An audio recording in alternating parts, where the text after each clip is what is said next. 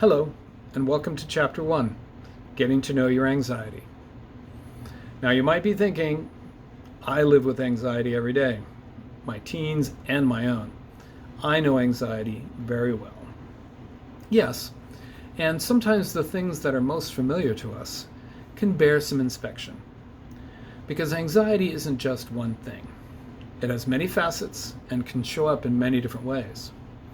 Understanding how anxiety typically shows up for you and your teen, when, where, how, etc., can inform how we respond to it.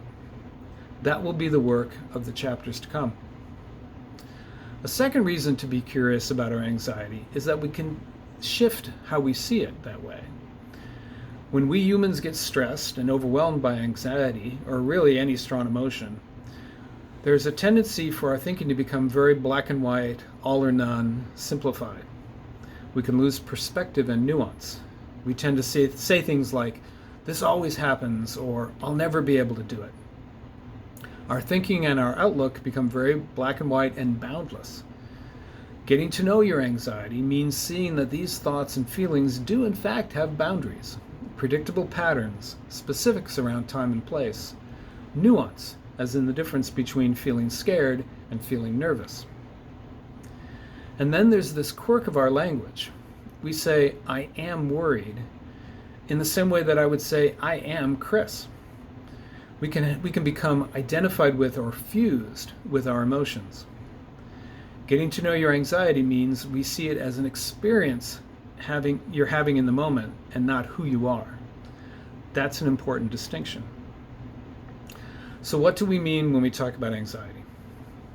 I think of classic anxiety as worries in our minds, stressful thoughts or images about some bad or challenging event in the future. A teen is worried about how she'll do on an upcoming test. A parent worries and frets while the teen is out driving on a rainy night. We could also experience feelings of fear, an intense fight or flight response to something happening in the moment. This can be triggered by a threat, real or imagined, or simply by a change of plans or some frustration. Because it really is a fight or flight response, this kind of anxiety may show up in our teen as anger, defiance, resistance, or retreat. Physical sensations can be a big part of anxiety too. The classic butterflies in the stomach or outright nausea, a heavy sense of dread, heart racing, sweating, headaches, restlessness. Seeing the whole picture of anxiety means including behaviors that tend to follow these thoughts and emotions and physical sensations. We'll look more closely at that in the next chapter. So now that we have some ideas about anxiety and all the ways it can show up, I want you to think about a recent time when your teen was anxious. Maybe take some notes organized around describing the situation, the thoughts that showed up, what emotions or feelings, bodily sensations, and behaviors were including what your teen is not doing. For example, he's not getting his homework started. You don't need to dig out a thesaurus, but think of how you would describe your teen's emotional state in clear and specific terms. Was it fear or nervousness, agitation or dread, impatience or frustration, or some combination of these feelings? Were they expressing worried thoughts? What were those thoughts exactly? Were they specific, like, I'm not going to get this essay written in time for the deadline? Or was it more vague and all or none, like, I'm never going to get into college? What action did your child want from you at the time? Was it a clear request, like, can you read over my essay, please? Or was it some less clear statement like, this is hopeless? Now try to remember what emotions, thoughts, physical sensations, and memories of your own experiences were stirred up in you. Anxiety, impatience, sadness, hopelessness?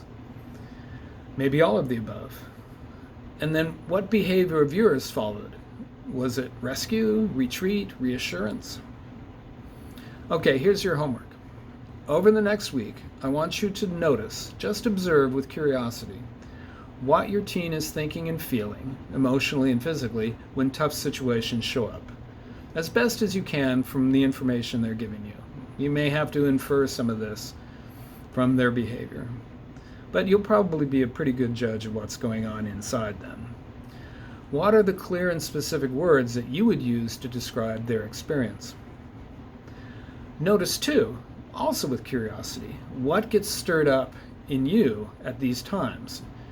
What thoughts, emotions, bodily sensations, and tendency toward action show up for you? All by itself, I wouldn't expect this noticing and describing to change your teen's anxiety or your own in the short run. But it's a good start to taking a more mindful, curious, and flexible approach to these challenging experiences. Thanks for watching.